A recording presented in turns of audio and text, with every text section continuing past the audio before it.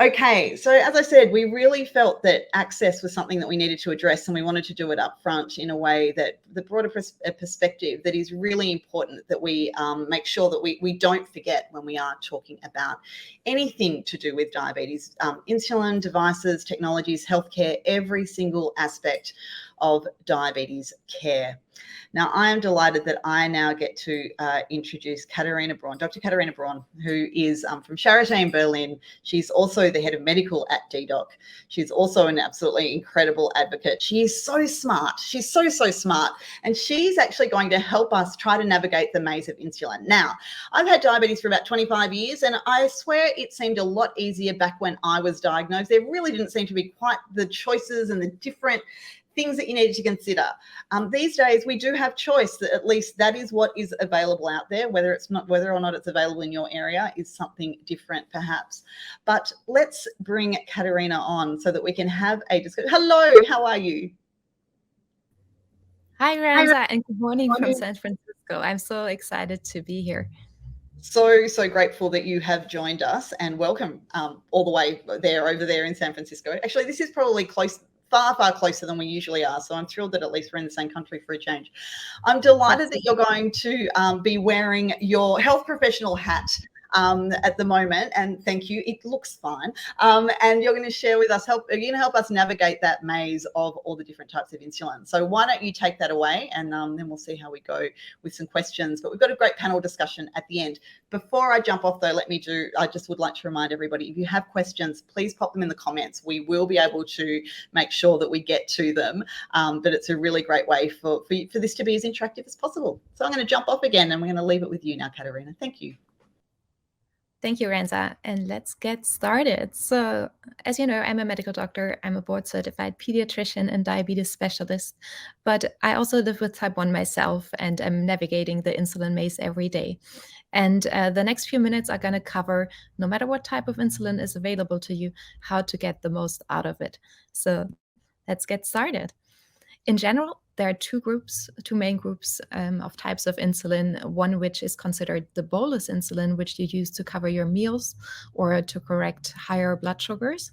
And then there's basal insulin, which covers intermediate acting or long acting ones, which are supposed to keep your glucose levels stable at times where you're not eating. And then there's mixed insulin, which is essentially a combination of the above. So what is duration of insulin action? We've heard about shorter acting and longer acting ones. And it's very important that you really get to know your insulin and all of its traits. And when you look at a certain product, it's very important to know when is the onset, when does it actually take an effect in your body after you injected it or gave a bolus via your insulin pump, and then at which time will it peak? And then there's also the tail of insulin action, and that means so many hours until it's no longer active. And the insulin will continue to lower your glucose levels after it has been injected or delivered for that duration of insulin action. And that can vary depending on the type of insulin that you're using, but also on your individual's physiology, and can also be influenced by other factors such as the amount of insulin per dose. So if you're taking a larger injection, your duration of insulin action is also likely to be longer. And then your injection site, if you inject your insulin in the belly, it will become active much faster than, for example, if you use your upper leg. And then on your individual insulin sensitivity, which we know is different in every person with diabetes. And if we're looking at duration of insulin action in certain insulin types, you can see that there's rapid-acting insulin, which covers Lispro, Aspart, and glulisine. Then there's short-acting insulin, which some of you may know as regular insulin. Then there are the intermediate-acting ones that are staying active for a little bit longer. And then there are the long-acting ones, which essentially cover up to 24 hours. And then there are two new kids on the block, which are the ultra rapids. So we've heard about rapid insulin, which is Aspart and Lispro. And then there are two new products that have recently come to market, and they are essentially these formulas, but with an additive to it, so the onset and the peak would be much faster. So it's important to know that the duration in insulin action is not very much different from the types who you may already know, but it's going to peak much, much faster. So if you want to pick out an insulin that is right for you, it's important to consider, what do I want to use it for? Do I have access to mixed insulin only and can do a conventional therapy with it? Or do I have access to 2 types of insulin that I can combine for multiple daily injections?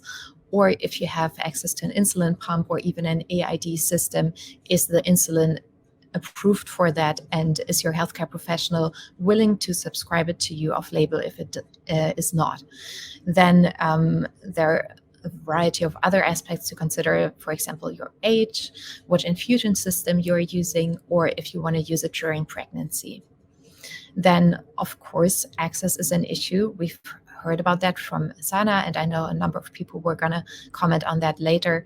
How easily can you access and afford it? Is it covered by your healthcare plan? I know these are important considerations for many of you. And then, does the insulin match your expectations? So if you look at onset time and peak and duration of insulin action, is that something you're looking into? For example, if you pick regular insulin, that would be better for a person that would eat low carb or lots of fats and proteins. But if you're a carb lover like me, you will benefit from the ultra rapids, definitely.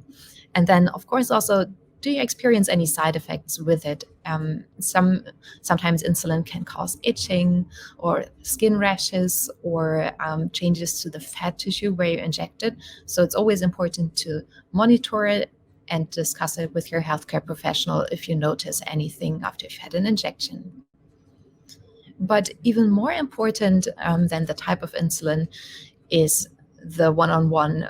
I know we've all learned that in the beginning when we were new to diabetes, but I think it's sometimes important to revisit that and see, do you actually inject your insulin how it is supposed to be?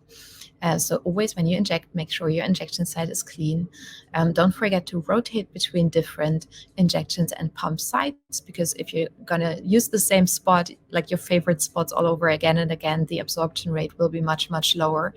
And then how you protect your insulin from heat and cold exposure is also very important. That can lower its efficiency. And then, of course, know your insulin so you can calculate its effect into your therapy.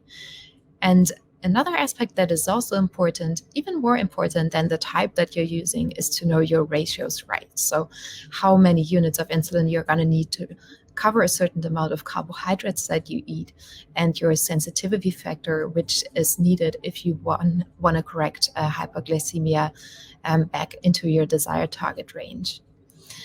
And here, for example, you can see how different bolus doses affect your blood glucose. So if your bolus dose is too low, you're going to spike high even a couple of hours after. And if your dose is about right, you're going to see a spike in the meal, but it's going to come down eventually.